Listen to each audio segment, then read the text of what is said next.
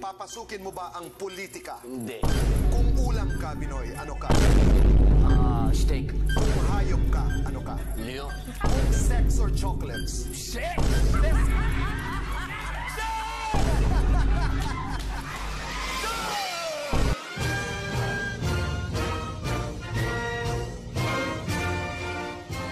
You know, it's interesting how Filipinos love to complain about the Philippines being a poor and underdeveloped country, but then go around being apolitical and voting for the worst candidate in the elections. Right now, Filipinos, you've done it again. So, congrats to you. We may have chosen a thief, but at least more international people will get to say our country's name again. The Philippines. The Philippines. Okay, before we start this whole commentary thing, I know what you guys are thinking.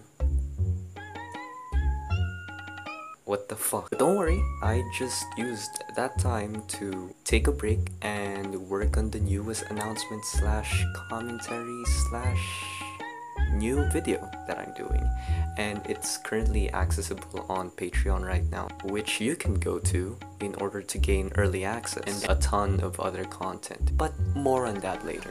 Let's get to the video.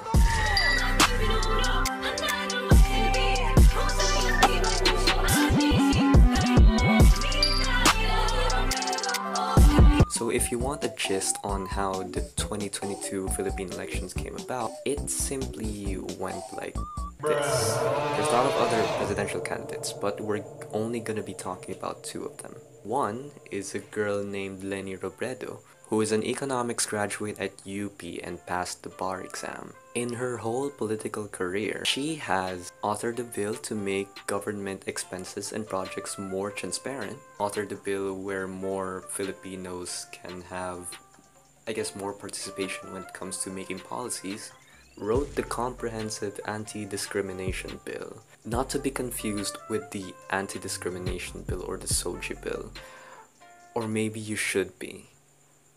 I don't know. Lawyers, could you guys help me in the comments?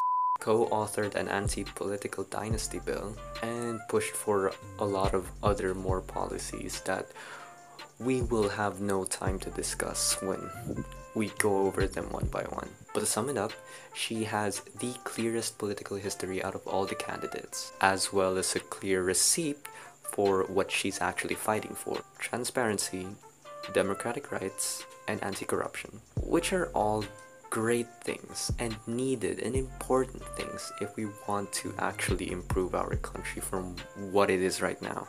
And also, did I mention, when she was vice president, she has done so many projects in the name of anti-corruption and anti-poverty, and that she never had some sort of any criminal record or case, especially about corruption.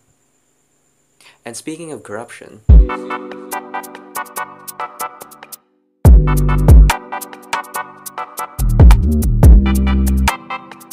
I hate this part of the video, but here's what you need to learn about Marcos.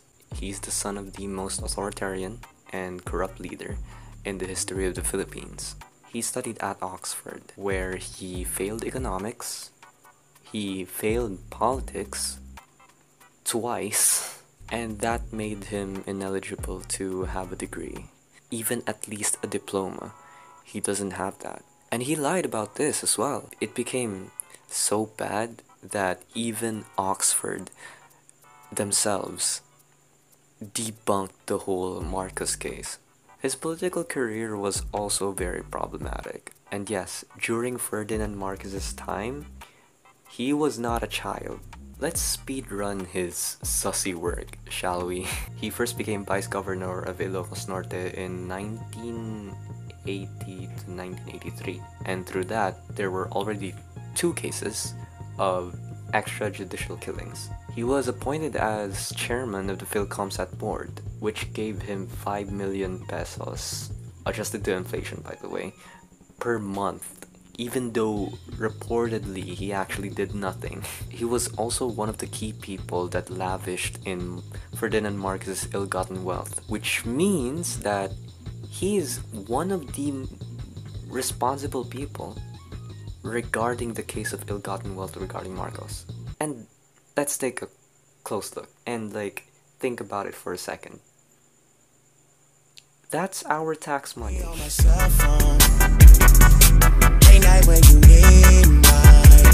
And yes, during his return from exile in the House of Representatives, he did some laws that were beneficial to the Philippines, including a bill that postponed SK elections, including the Anti-Drunk and Drug Driving Act, the Cybercrime Prevention Act, and Anti-Trafficking in Persons Act. And with these kinds of laws, you can draw a conclusion on what he actually fights for. Crime prevention. Which is good until you see his own crimes. He was sued in 2014 during the pork barrel scam. He was sued for plunder again in 2016 by the Commission on Audit. And that's not even scratching the deeper part of it. Because in 1992, the BIR legally wanted to take stuff away from them because they, along with Bongbong Marcos, were just too deep in tax evasions. In 1995, he was convicted for 7 years in prison for, you guessed it, tax evasion. There's also some minor cases such as the one in Pasig, or the time when the Hawaii District Court had to fine them for disrespecting shit about the human rights abuses during martial law. But there's one crime that rattles me personally, because this is the thing that affects me personally the most. It's his denial that there were human rights abuses during the martial law. Name me one person that was arrested because of political or religious belief during that period. None. They were all for Name me criminal one acts. person that was arrested simply because he criticized President Marcos. None.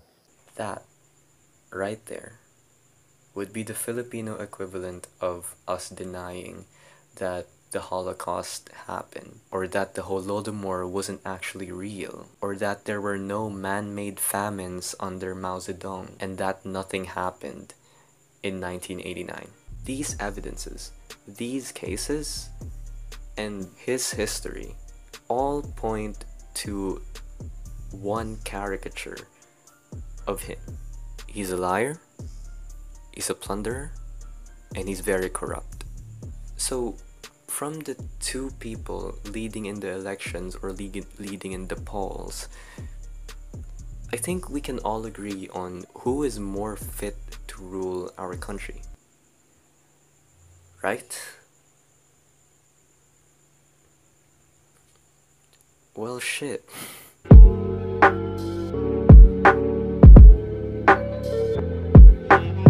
After the whole election, I was, well, devastated, obviously. Not just because of Leni losing, but Calio, they lost to fucking Mangondato. Like, the man literally had a full-on plan on how to transform our labor sector. But then this guy is like,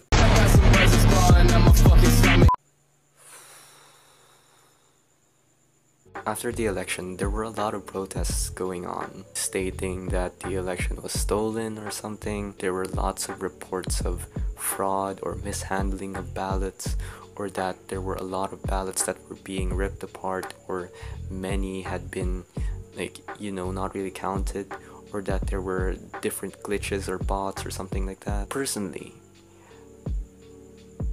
I don't really believe it that much, although if there is sufficient evidence, then sure, I will believe it.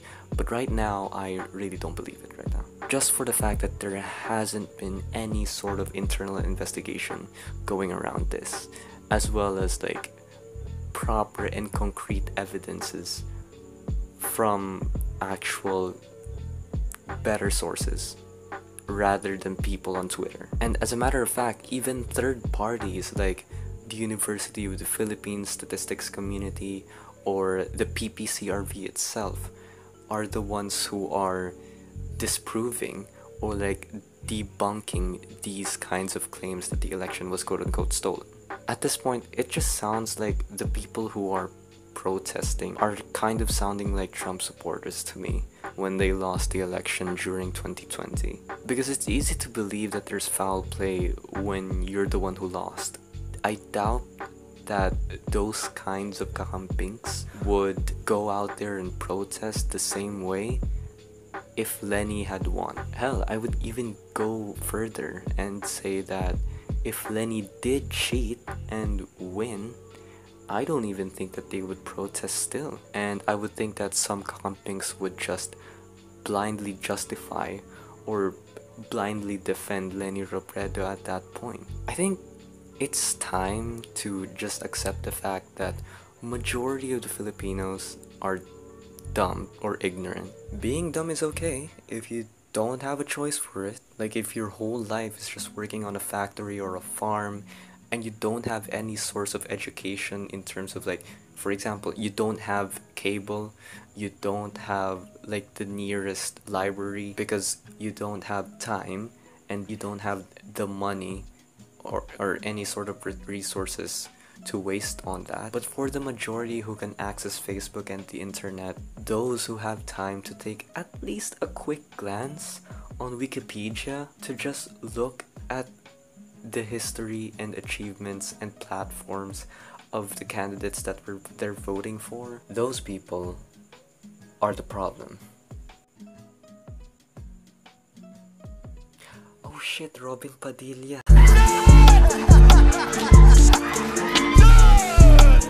I saw a video of Kristan regarding to his predictions about the future of the Philippines under Marcos, and in there he said that we would need to increase our GDP during Marcos's time, and I'm gonna have to disagree with that a bit because it's kind of misleading, because developing countries like us already have a spike of rise in GDP. That's just how industrializing countries work. But I mean, like, in terms of the whole video, it was really good. I suggest you watch it. It's a really good video, very informative, and I would recommend it. My personal predictions about the Marxists will be more pessimistic though, and I guess this is coming from a biased point through an activist lens, but my predictions would probably be that red tagging will continue, causing the NPA to weaponize this situation to agitate more people or to propagandize more that we live in a fascist state, making it harder for the AFP to actually fight them and creating more divide within our political climate, causing more red tagging. Then corruption will fester and wealth inequality will definitely grow worse and worse. I'm just afraid of the possibility that the spread of fake news will become more rampant, creating a larger divide within our country. Ironically, we're risking our country's unity on this administration. Other than that, the best we can do is hope. And for the younger generation, this is the perfect time to be an activist. And for the millennials, this is the perfect time to volunteer. There's an NGO campaign that Leni Robredo is now doing, so you better check that out. And for the boomers out there, please educate your fellow boomers. I don't know how to fix that problem, alright? Just don't ad hominem them and just talk to them in a calm manner. I sound condescending, okay? It's because I don't know. I don't know how to deal with boomers. You guys do your own thing. So yeah, I hope you guys enjoyed this commentary. I hope to see you guys in the next video. Thanks for watching. Oh yeah, I have to explain this shit.